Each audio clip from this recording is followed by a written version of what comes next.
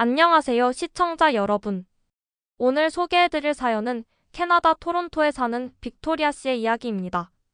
그녀의 경험을 각색하여 전해드리겠습니다. 캐나다의 하늘은 오늘도 맑았습니다. 창밖으로 보이는 에메랄드빛 호수와 울창한 침엽수림은 여전히 아름다웠어요. 작은 새들이 창가에 모여 지저귀는 소리가 귀에 맴돌았죠. 이 평화로운 풍경은 제가 어릴 적부터 사랑해온 고향의 모습이었습니다. 안녕하세요. 저는 토론토에 살고 있는 빅토리아입니다. 20대 초반의 제 인생은 대체로 평범했어요. 대학에서 경영학을 전공하고 졸업한 후 지역 레스토랑에서 매니저 보조로 일하며 소소한 일상을 즐겼습니다. 매주 금요일이면 친구들과 단풍나무 거리에 있는 카페에 모여 수다를 떨곤 했죠. 그때만 해도 우리 동네는 안전하고 평화로웠어요. 저녁 늦게 혼자 걸어도 두려움 없이 집에 돌아올 수 있었죠. 사계절이 뚜렷한 캐나다의 자연 환경과 여유로운 삶의 방식이 제게는 당연한 일상이었습니다. 하지만 최근 몇 년간 무언가 달라지기 시작했어요. 처음에는 미묘한 변화였지만 점차 분명해졌죠. 우리 동네에 외국계 가게들이 하나둘씩 늘어나고 길거리에서 영어가 아닌 언어들이 더 자주 들려왔습니다. 물론 캐나다는 원래 다문화 국가였지만 이전과는 다른 느낌이었어요. 레스토랑에서 일하면서 느낀 변화가 가장 컸습니다. 매니저는 점점 더 저임금 외국인 노동자를 고용하기 시작했어요. 빅토리아, 미안하지만 내 근무 시간을 줄여야겠어. 사장님의 말에 가슴이 철렁 내려앉았죠. 주변 친구들도 비슷한 상황을 겪고 있었어요. 대학을 졸업한 젊은이들이 일자리를 찾기가 점점 어려워졌습니다. 뉴스에서는 매일같이 이민자 통계를 보도했어요. 2024년 50만 명의 이민자 중 26.8%가 인도 출신이라고 했습니다. 유학생 중에는 41%가 인도인이라는 보도도 있었죠. 숫자로만 들으면 단순한 통계였지만 실제 삶에서는 체감되는 변화였어요. 제가 자주 가던 작은 서점은 문을 닫았고 대신 그 자리에 외국 식료품점이 들어섰습니다. 대학 친구 중 하나는 구직 활동을 1년째 하다가 결국 고향을 떠나 다른 주로 이사했어요. 청년 실업률은 9%에서 14%로 급증했다고 합니다. 변화는 서서히 왔지만 이제는 분명히 느껴졌습니다. 제가 알던 캐나다의 모습이 조금씩 사라지고 있었어요. 작년 여름 저는 충동적인 결정을 내렸습니다. 평소 좋아하던 한국 드라마와 K-팝에 대한 관심이 커지면서 한국 여행을 계획한 거죠. 처음에는 2주 일정의 단순한 휴가였어요. 토론토에서 인천까지 14시간의 비행 동안 창밖으로 펼쳐진 구름 바다를 바라보며 잠시나마 현실에서 벗어날 수 있다는 설렘에 가슴이 뛰었습니다. 인천공항에 도착했을 때 첫인상은 지금도 생생해요. 깨끗하고 효율적인 공항 시스템, 친절한 안내원들, 그리고 전체적으로 감도는 질서 정연한 분위기가 무척 인상적이었죠. 서울로 향하는 공항철도를 타면서 창밖으로 보이는 풍경에 눈을 뗄 수 없었습니다. 고층 아파트와 산이 어우러진 독특한 도시 경관이었어요. 서울 시내에 위치한 작은 게스트하우스에 짐을 풀고 바로 거리로 나섰습니다. 밤늦게까지 활기 넘치는 명동의 거리, 다양한 음식들로 가득한 시장, 그리고 언제나 사람들로 북적이는 지하철은 캐나다에서 느끼기 힘든 도시의 에너지였어요. 무엇보다 깊은 밤에도 안전하게 거리를 걸을 수 있다는 사실이 놀라웠습니다. 이틀째 되는 날 우연히 홍대 거리에서 K-팝 공연을 보게 되었어요. 길거리에서 춤을 추는 젊은이들의 열정, 그들을 둘러싼 관중들의 환호성, 그 모든 것이 저를 매료시켰죠. 시간이 흐르면서 한국 문화에 더욱 깊이 빠져들게 되었습니다. 한국어 몇 마디를 배우고 현지인들과 소통하려 노력했어요. 북촌 한옥마을을 거닐며 전통과 현대가 공존하는 모습에 감탄했고 남산타워에서 바라본 서울의 야경은 제 마음을 완전히 사로잡았습니다. 특히 부산으로 이어진 여행에서 만난 해운대의 푸른 바다와 활기찬 시장은 잊을 수 없는 추억이 되었어요. 부산 사람들의 친근함과 정겨움은 마치 오래된 친구를 만난 듯한 느낌이었죠. 여행 마지막 날, 저는 한국을 떠나기 아쉬워 인천공항에서 눈물을 훔쳤습니다. 2주라는 짧은 시간이었지만 한국은 제 마음속에 깊은 인상을 남겼어요. 비행기를 타고 토론토로 돌아오는 길, 창밖의 구름을 바라보며 이상하게도 집으로 돌아간다는 기분보다는 어딘가를 떠나온 듯한 허전함이 가슴을 채웠습니다. 토론토로 돌아온 첫날, 저는 심한 문화 충격을 경험했어요. 공항에서부터 시작된 불편함은 집으로 향하는 내내 커져갔습니다. 한국의 정돈된 거리와 안전한 분위기에 익숙해졌던 저에게 캐나다의 일상은 왠지 혼란스럽게 느껴졌어요. 토론토의 지하철역에 발을 딛는 순간부터 낯설미 몰려왔어요. 사람들이 무질서하게 줄을 서는 모습, 바닥에 버려진 쓰레기들, 그리고 공기를 가득 채운 묘한 피로감까지 분명 제 고향인데도 왠지 이질적이라는 단어가 떠올랐습니다. 한국의 질서정연하고 활기찬 거리와는 너무도 달랐어요. 집에 도착해 짐을 풀던 중 옆집에서 시끄러운 음악 소리가 들려왔습니다. 한 달 전에 이사온 인도 가족이었어요. 문화적 차이라는 걸 알고 있었지만 늦은 밤까지 이어지는 시끄러운 대화와 음악 소리는 저를 점점 지치게 만들었습니다. 예전 같으면 그냥 넘겼을 일인데 이제는 작은 소음조차도 감정의 실타래를 건드렸어요. 다음 날 출근한 레스토랑도 낯설게 느껴졌습니다. 제가 없는 사이 2명의 캐나다인 직원이 해고되었고 그 자리를 외국인 노동자들이 채웠다는 걸 알게 되었어요. 그들은 영어도 서툴렀지만 최저임금보다 낮은 급여로 일한다는 소문이 돌았습니다. 사장님은 경영 악화를 이유로 들었지만 저는 진실을 알고 있었습니다. 그날 밤 뉴스를 보던 중 브램튼 지역에서 총격 사건이 있었다는 보도를 접했어요. 인도 폭력 조직이 연루된 사건이라며 뉴스 앵커의 목소리는 점점 무거워졌습니다. 더 충격적인 것은 이것이 처음이 아니라는 사실이었어요. 차량 탈취, 주택 침입, 강도 사건이 최근 몇 개월 사이 급증했다는 통계가 이어졌죠. 그 다음 날 오랜만에 대학 친구들과 만났습니다. 제니퍼가 조용히 말했어요. 너도 느끼지? 여기가 더 이상 우리가 알던 캐나다가 아닌 것 같아. 모두가 고개를 끄덕였습니다. 각자의 일터에서도 비슷한 일들이 벌어지고 있었어요. 마크는 최근 여론조사 결과를 언급했습니다.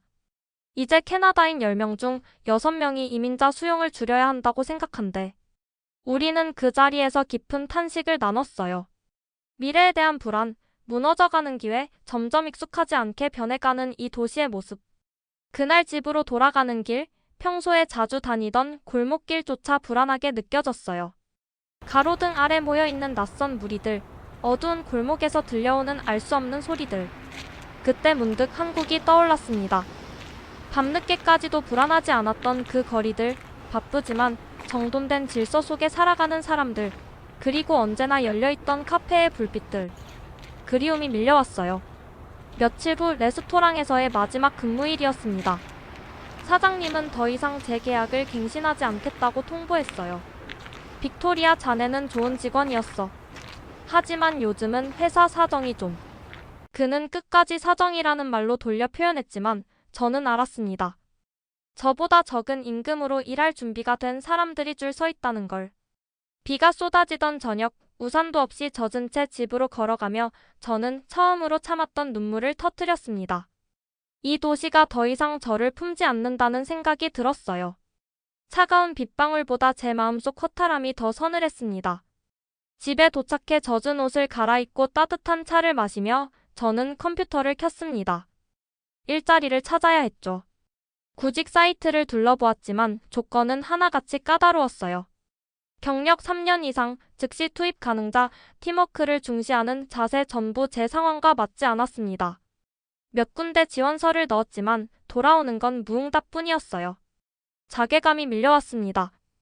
결국 그날 밤 저는 다시 유튜브를 켜고 K-팝 뮤직비디오를 틀었습니다. 화려한 색감, 완벽한 퍼포먼스, 환한 미소를 짓는 아이돌들. 잠시나마 현실에서 도망칠 수 있었어요. 그렇게 멍하니 화면을 바라보다가 문득 생각이 들었습니다. 내가 가장 행복했던 순간은 언제였지? 답은 분명했어요. 한국에서의 이주. 그 짧은 여행이 제게 준 위로와 설렘이 지금의 이 막막한 현실을 잊게 해줬습니다. 다음 날 점심을 먹으러 나갔다가 우연히 발견한 한국 식당. 호기심에 들어가 비빔밥을 주문했어요.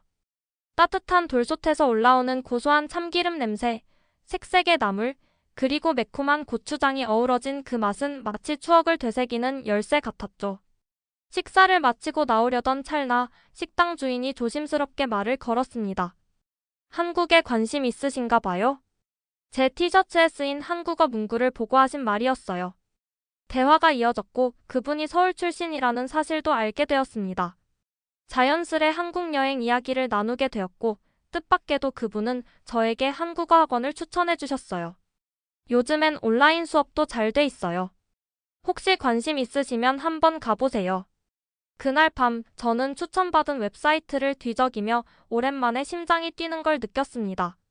식당 주인에게 추천받은 한국어 학원 웹사이트를 그날 저녁 집에 돌아와 바로 찾아봤어요. 화면을 가득 채운 한글 자모와 누구나 시작할 수 있습니다. 라는 문구가 묘하게 저를 끌어당겼습니다. 초급부터 고급까지 다양한 과정이 있었고 다행히 온라인 수업도 운영 중이었죠. 무료 체험 수업이 가능하다는 문구에 주저없이 신청 버튼을 눌렀어요. 다음날 오후 첫 수업이 시작되었어요. 화면 속 강사는 밝고 또렷한 발음으로 천천히 한국어를 설명해줬습니다. 안녕하세요. 반갑습니다. 저는 리사 선생님이에요.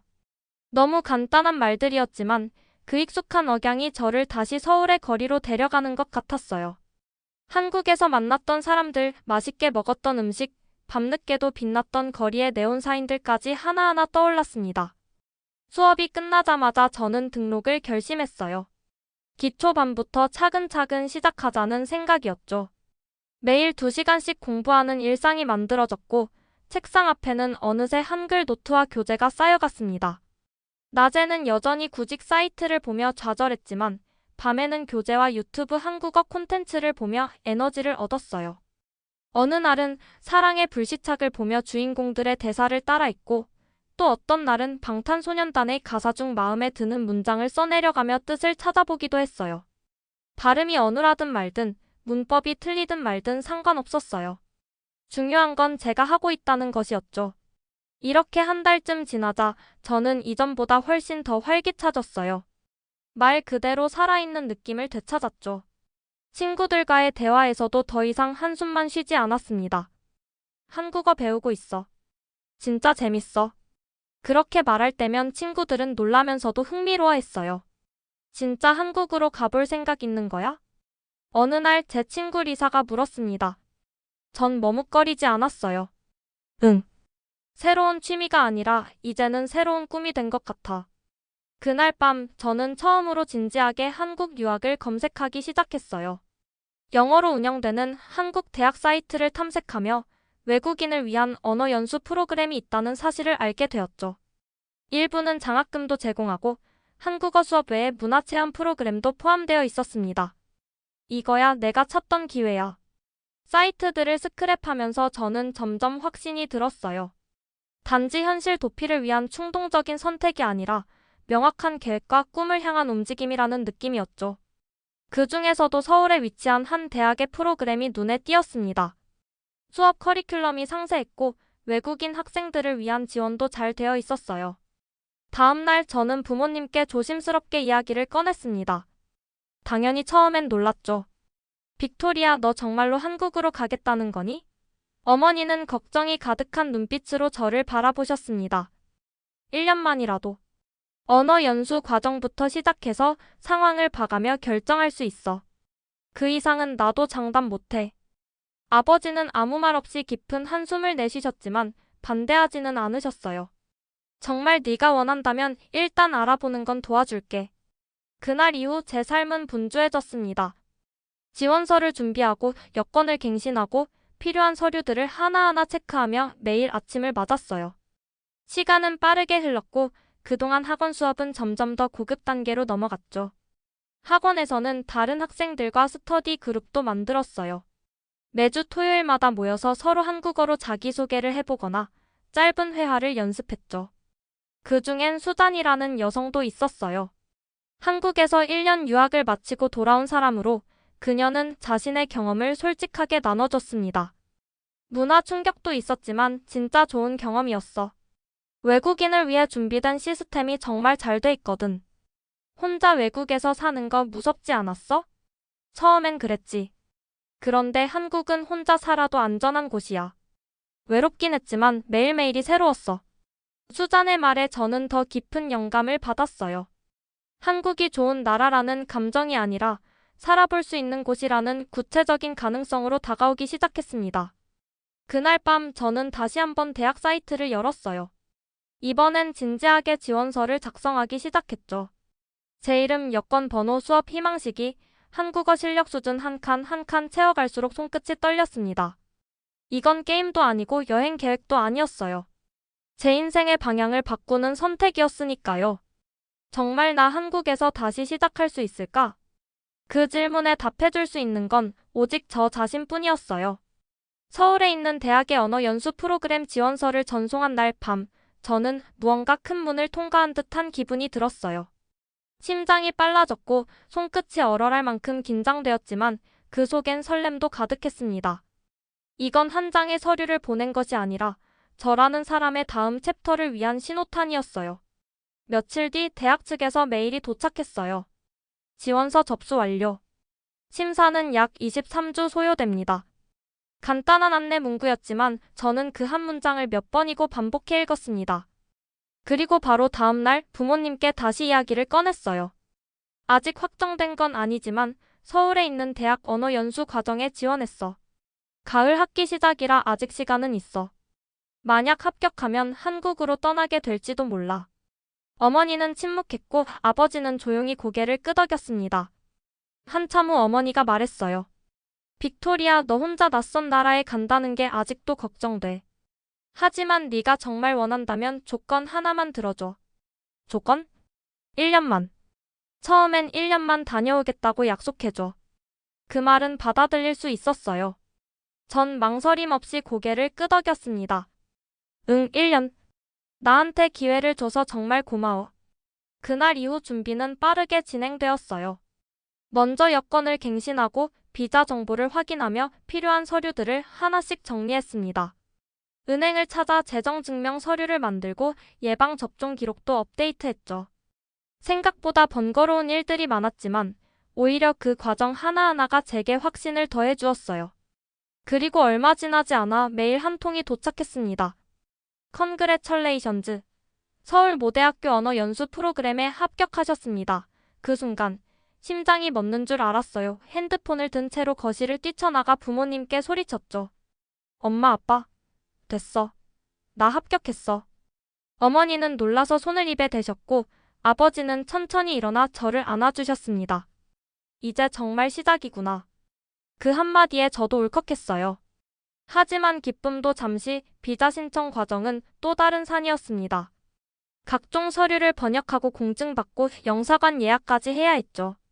복잡하고 까다로운 절차에 중간중간 좌절도 했지만 그럴 때마다 저는 서울에서 보았던 한강의 야경을 떠올렸습니다.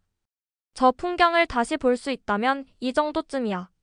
한편 제가 살고 있는 동네는 더 이상 예전의 모습이 아니었어요. 두 블록 떨어진 편의점에서 강도 사건이 발생했고 밤이면 거리엔 경찰차 사이렌 소리가 자주 들렸습니다. 심지어 제가 자주 산책하던 공원은 이제 저녁 7시만 되어도 사람 하나 보이지 않았어요.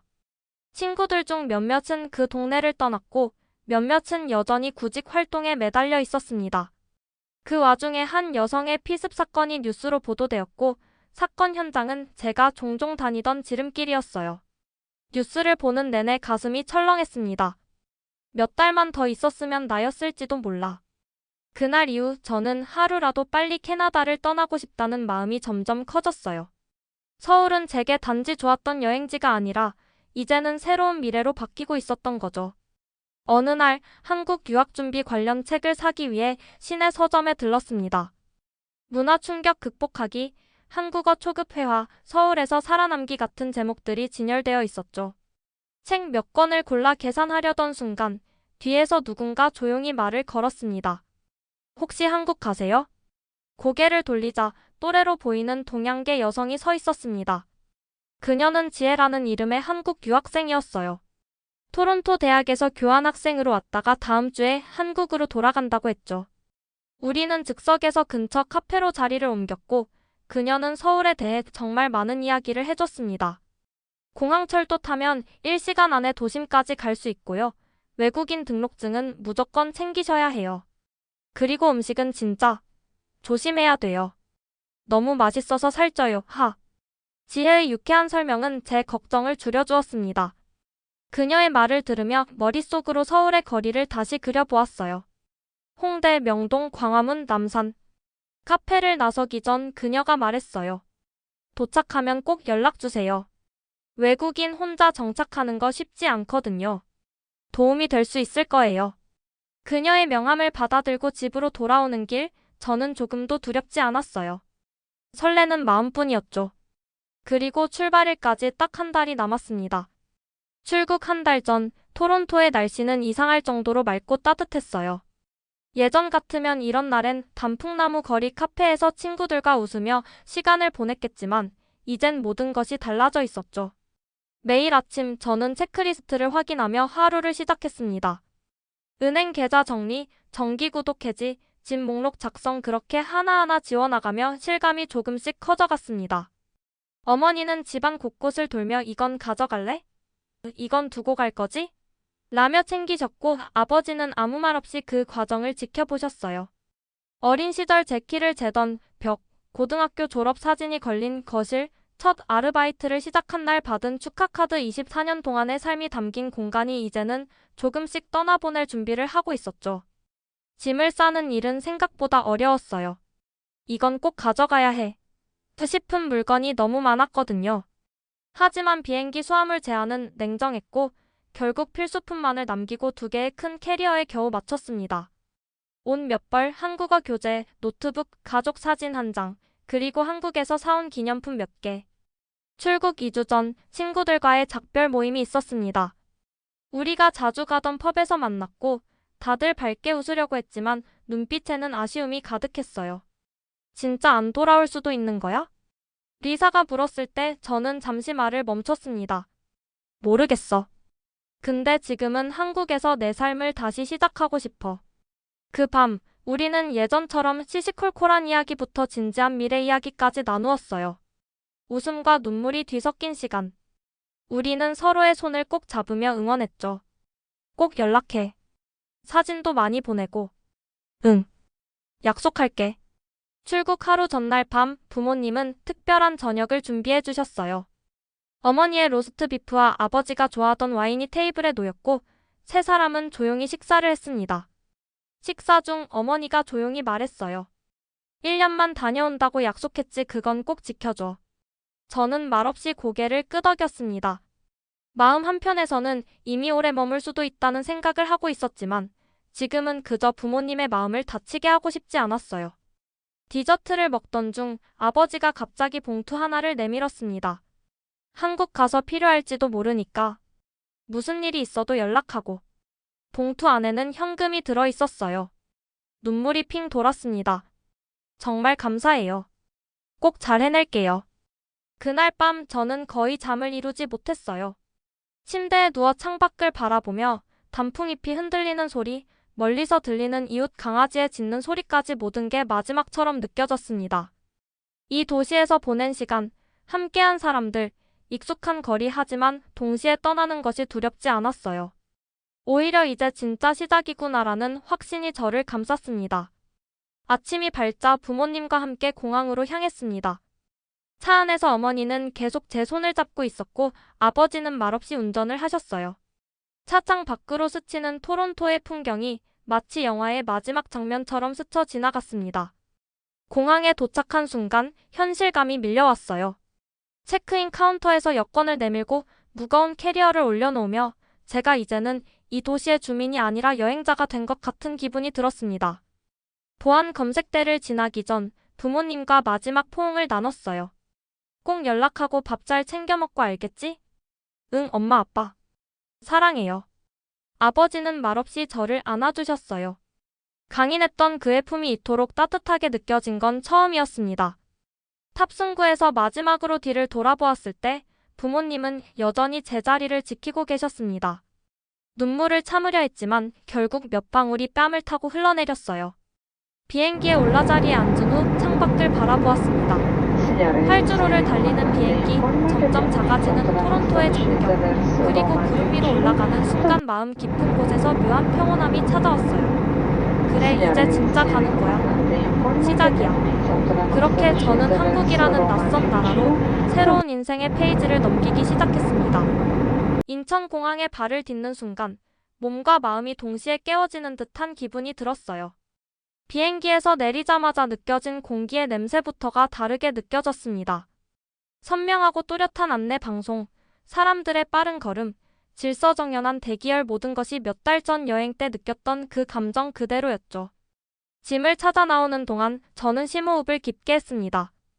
이제는 관광객이 아니라 이곳에서 살아가는 사람이야. 스스로에게 그렇게 말하며 어깨를 펴보았어요. 도착 게이트에서 눈을 돌리자 익숙한 얼굴이 보였습니다. 지혜였습니다. 빅토리아. 그녀가 손을 흔들며 다가왔고 저는 정말 반가운 마음에 달려가 그녀를 안았습니다. 와, 진짜 왔네? 믿기지 않아. 나도야. 아직 꿈꾸는 기분이야. 지혜는 저를 위해 하루 시간을 비워두었다고 했어요. 예약해둔 게스트하우스까지 함께 이동하고 기본적인 교통카드 충전 방법부터 유심칩 구입, 간단한 편의점 사용법까지 꼼꼼히 알려줬습니다. 공항철도에 올라타자 창밖으로 서울의 외곽 풍경이 빠르게 지나갔어요. 고층 아파트와 푸른 산, 그리고 중간중간 보이는 작은 상점들. 마치 기억 속의 퍼즐을 하나하나 되짚어가는 기분이었죠. 게스트하우스에 짐을 풀고 우리는 잠깐 휴식을 취한 뒤 근처에 있는 치킨집으로 저녁을 먹으러 갔어요. 첫날은 무조건 치맥이야. 지혜의 말에 저는 웃으며 고개를 끄덕였습니다. 매콤한 양념치킨과 시원한 맥주, 그리고 옆 테이블에서 들려오는 웃음소리까지 모든 것이 생생하게 살아있었어요. 그날 밤 침대에 누워 창밖을 바라보았습니다. 낯선 도시의 불빛들이 쏟아져 들어오는 창문 너머로 저는 조용히 속삭였어요. 정말 여기 왔구나. 다음 날부터 본격적인 정착이 시작되었어요. 먼저 외국인 등록증 신청을 위해 출입국 관리사무소를 방문했죠. 다행히 안내 표지판이 잘 되어 있었고 영어로 응대해주는 직원도 친절했습니다. 그 다음은 휴대폰 개통. 대형 통신사 매장을 찾았고 한참 설명을 듣는 도중에 매니저가 영어로 설명을 도와주었어요. 한국어로도 열심히 질문을 시도했지만 아직 발음이 매끄럽지 않다 보니 실수가 많았죠. 그럴 때마다 직원들이 웃으며 기다려주었고 그것이 저에겐 큰 위안이었습니다. 며칠 후 드디어 대학교 기숙사로 이동했습니다. 서울 시내에 위치한 이 캠퍼스는 생각보다 조용하고 아늑했어요. 배정받은 방은 작지만 깔끔했고 필요한 물건은 대부분 구비되어 있었습니다. 룸메이트는 일본에서 온 유학생 미유였어요. 처음엔 조금 어색했지만 서로의 문화에 대해 이야기하며 금세 친해졌습니다. 왜 캐나다를 떠나서 여기 왔어? 미유의 질문에 저는 잠시 고민하다 대답했어요. 변화가 필요했어. 뭔가 다시 시작하고 싶었거든. 미유는 조용히 고개를 끄덕였습니다. 나도 그래. 나도 똑같아. 서로의 이야기를 나누며 우리는 언어를 초월한 동질감을 느꼈습니다. 언어 연수 프로그램은 일주일 뒤에 시작됐어요. 수업은 오전 9시부터 10시까지였고 하루 4시간 동안 집중적으로 한국어를 배웠습니다. 처음엔 숫자 읽는 법부터 시작해 자음과 모음을 구분하는 단계였지만 선생님들의 열정적인 수업 방식 덕분에 금세 흥미가 생겼어요. 점심시간엔 학식당에서 음식을 사 먹었고 저녁이면 기숙사 근처에 있는 작은 카페에서 복습을 하곤 했죠. 주말엔 지혜와 함께 서울 곳곳을 돌아다녔습니다.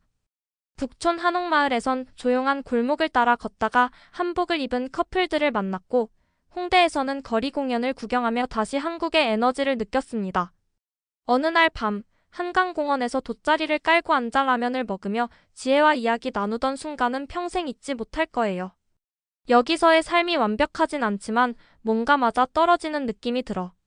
나도 그래. 예전엔 이렇게까지 행복한 적 없었던 것 같아. 그 말은 제 진심이었어요. 도전, 낯섦, 그리고 적응. 이 세 단어가 요즘 제 삶을 설명해주는 말이었죠. 모든 게 쉽지는 않았지만 하루하루가 살아있다는 느낌을 줬습니다. 이제 서울은 더 이상 낯선 곳이 아니라 점점 나의 공간이 되어가고 있었어요. 서울에서의 삶은 한 달이 지나며 조금씩 익숙해졌지만 익숙함 속에서도 언제나 긴장은 숨어 있었어요. 외국인으로서 언어와 문화가 아직은 낯선 이곳에서 완벽하게 적응한다는 건 생각보다 쉬운 일이 아니었죠. 어느 평범한 목요일 오후 수업이 끝나고 학원 동기들과 함께 근처의 한 한식당에 갔습니다. 그곳은 외국인에게도 꽤 유명한 백반집이었죠. 자리에 앉자마자 반찬이 10가지 넘게 나와 모두가 놀랐어요. 이게 다 무료라고? 진짜 한국 사람들은 음식에 진심이야. 우리는 웃으며 음식을 먹기 시작했습니다. 그런데 식사를 하던 도중 제게 문제가 생겼어요. 이전에 캐나다에서 받았던 치과 치료의 레진이 갑자기 떨어져 나간 거예요. 앞니 쪽이라 식사를 계속할 수 없는 상황이었고 말하는 것도 불편해졌죠. 당황해서 아무 말도 못하고 조용히 앉아있자 옆에 있던 미유가 물었어요. 괜찮아? 왜 안 먹어? 어이가 좀 문제가 생긴 것 같아. 다른 친구들도 걱정스럽게 바라보았고 지혜가 단호하게 말했어요. 지금 당장 병원 가야겠어. 치과 근처에 있어. 내가 데려다 줄게. 하지만 저는 갑작스러운 제안에 당황했습니다. 지금? 예약도 안 했는데? 한국은 예약 없어도 바로 진료 가능해. 사실 저는 그 말을 믿기 어려웠어요. 캐나다에서는 치과 예약을 하려면 보통 몇 주는 기다려야 하고 긴급 치료조차도 당일 예약은 힘든 일이었거든요. 게다가 보험이 없으면 말도 안 되는 치료비가 청구되곤 했어요.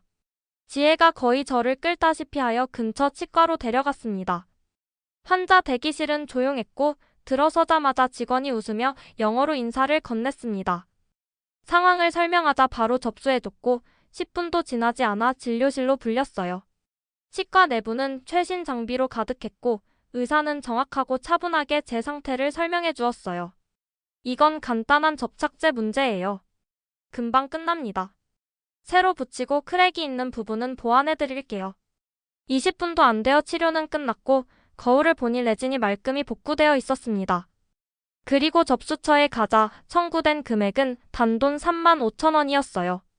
이게 가능한 일이야? 그 순간 한국 의료 시스템의 현실이 체감되었어요.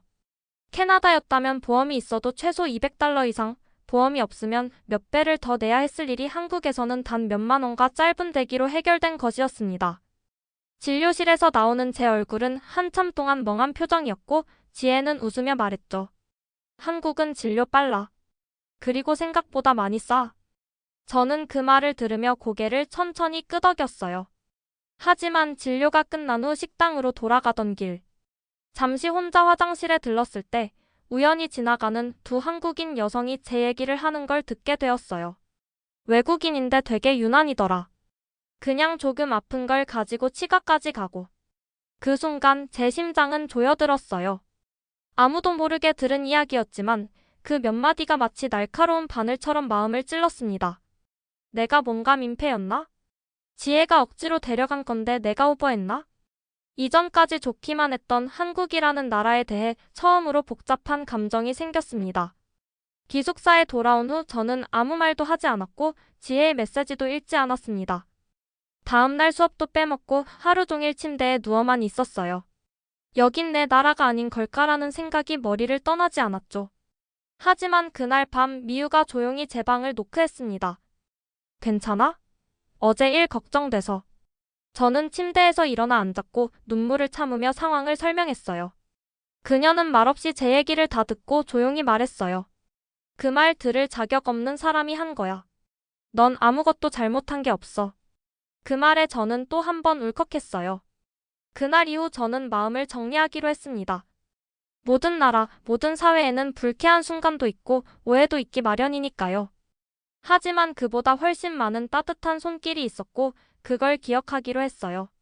이제 한국이라는 나라가 완벽한 낙원이 아니라는 걸 알게 되었지만 그 불완전함 속에서 진짜 사람들의 온기를 느끼고 있었어요. 며칠 동안 저는 기숙사 방에 틀어박혀 있었어요. 밖에 나가기도 싫고 수업도 빠지기 일쑤였죠.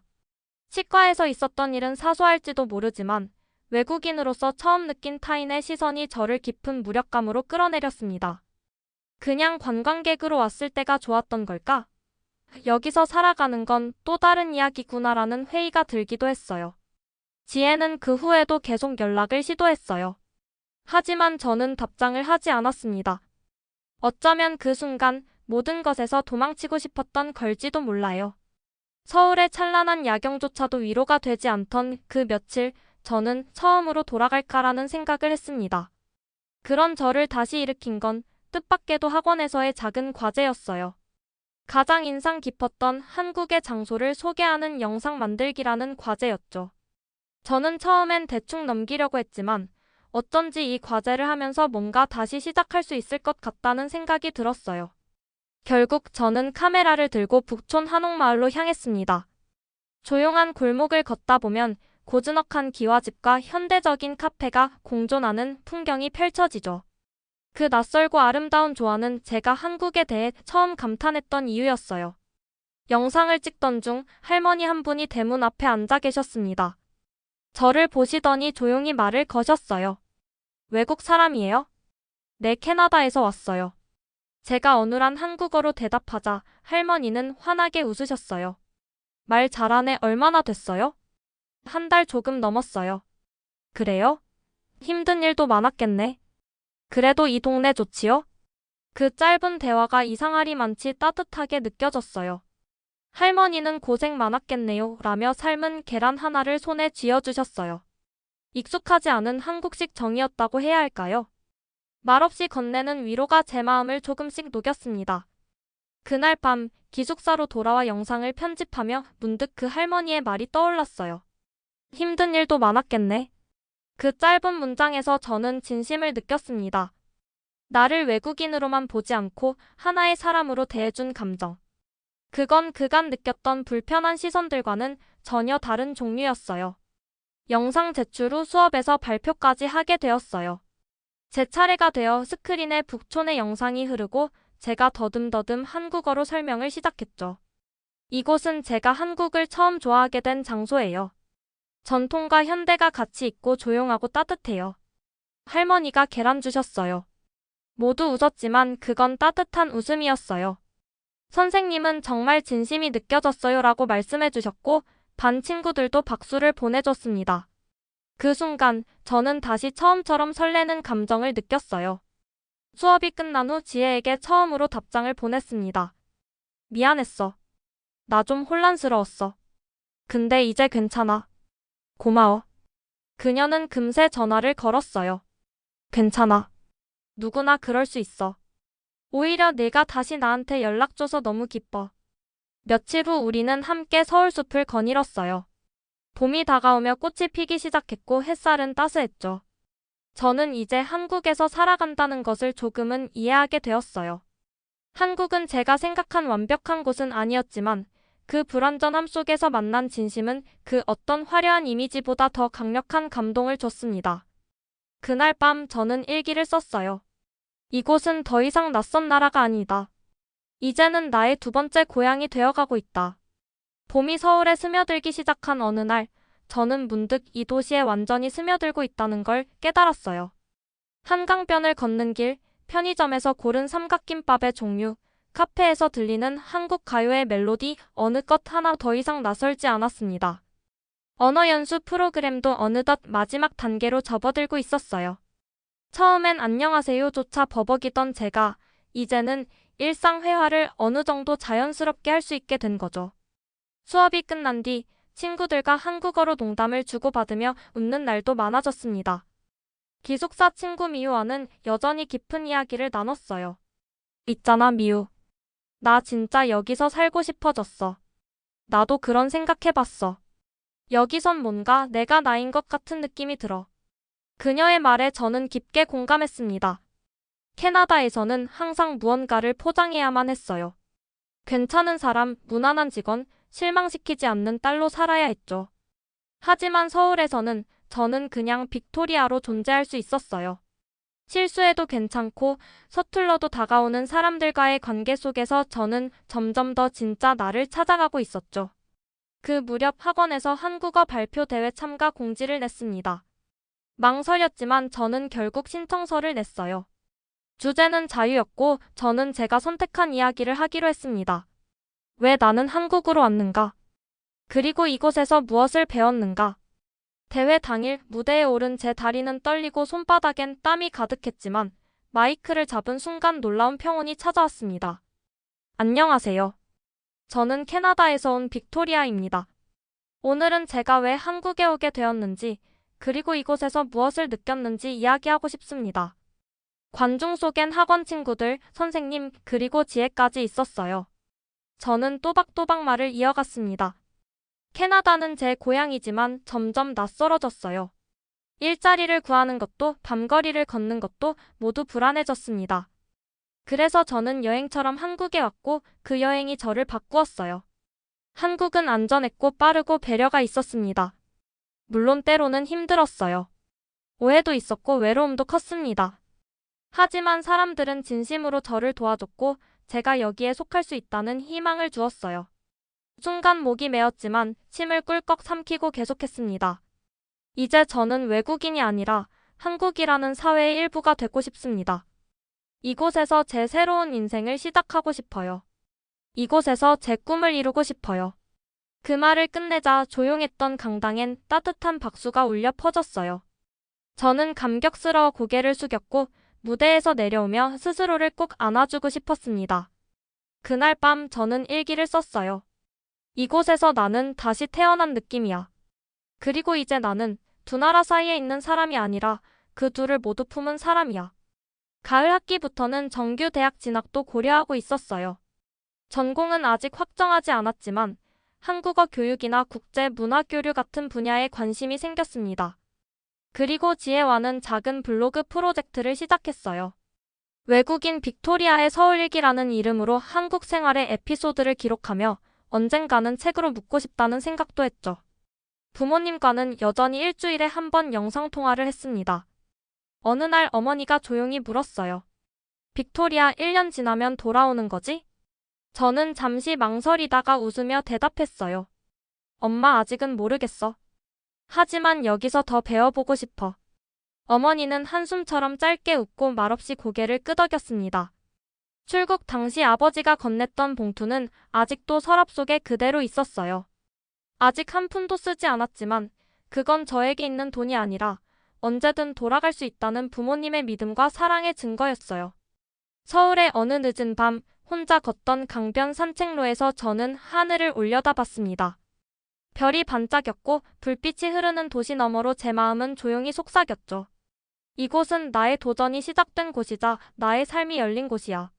지금 이야기를 마무리하는 이 순간 서울의 밤하늘 아래서 빅토리아는 여전히 조용히 걷고 있을지도 모릅니다. 그녀의 하루는 이제 더 이상 낯설의 연속이 아닙니다. 익숙해진 골목, 단골이 생긴 카페, 자주 찾는 서점 모든 것이 조금씩 그녀의 일부가 되어가고 있어요. 이주라는 결심은 결코 쉬운 일이 아니었습니다. 누군가는 그것을 도피라 말할지도 모릅니다. 누군가는 모험이라 하겠지요. 하지만 빅토리아는 말합니다. 저는 도망친 게 아니에요. 그냥 제 인생의 방향을 바꾸고 싶었을 뿐이에요. 고향 캐나다를 떠나 한국에 도착했던 첫날, 공항에서 그녀가 느꼈던 감정은 설렘과 두려움이 공존하는 이상한 떨림이었어요. 그러나 이제 그녀는 더 이상 떨지 않습니다. 한국이라는 새로운 땅에서 스스로의 길을 당당하게 걸어가고 있으니까요. 그녀가 처음 한국을 좋아하게 된 계기는 한국 문화였을지도 모릅니다. 드라마, 케이팝, 음식 하지만 지금은 그것을 넘어 사람들의 온기와 삶의 리듬에 매료되어 있습니다. 한국의 카페에서 커피를 마시며 공부하고 한강변을 산책하고 지하철을 타고 캠퍼스를 오가는 그녀의 일상은 이제 하나의 서사가 되었습니다. 그녀가 바뀐 건 단지 위치가 아니었습니다. 생각의 깊이, 관계의 방식, 자신에 대한 이해까지도 모두 새롭게 재정립된 거죠. 서울의 빅토리아는 더 이상 과거에 살지 않습니다. 미래를 바라보며 오늘을 살아가는 자기 삶의 주인입니다. 가끔은 외롭기도 하고 여전히 문화적 장벽에 부딪힐 때도 있어요. 하지만 그녀는 이제 그것에 위축되지 않습니다. 그 모든 것마저도 삶의 일부라 받아들일 줄 아는 사람이 되었으니까요. 마지막으로 빅토리아는 우리에게 이렇게 전합니다. 여러분, 삶은 때때로 우리를 낯선 곳으로 밀어넣어요. 때로는 그게 가장 필요한 변화일지도 몰라요. 저는 한국에서 진짜 저를 찾았어요. 이 도시는 저를 다시 살아 숨쉬게 해줬습니다. 그리고 이 선택을 절대 후회하지 않아요. 어쩌면 빅토리아는 우리 모두가 언젠가는 해야 할 질문을 먼저 던진 사람일지도 모릅니다. 지금 내가 있는 이 자리는 정말 내가 원하던 곳인가? 그 질문에 용기 있게 답을 내린 사람 바로 그녀가 아닐까요? 여러분, 오늘 소개해드린 사연은 캐나다에서 서울로 삶의 무게중심을 옮긴 한 여성의 용기와 변화의 이야기였습니다. 그녀의 이야기가 여러분에게도 작은 울림이 되었기를 바라며 혹시 여러분도 주변에 이런 특별한 이야기를 품고 계신 분이 있다면 저희 채널에 제보해주세요. 우리는 계속해서 진짜 사람들의 진짜 이야기를 전해드릴게요. 지금까지 시청해주셔서 감사합니다. 이야기가 좋으셨다면 구독과 좋아요, 그리고 알림 설정까지 부탁드립니다. 다음 이야기에서도 따뜻한 감동으로 찾아올게요. 여기는 당신의 이야기를 기다리는 국뽕이 차오른다입니다. 감사합니다.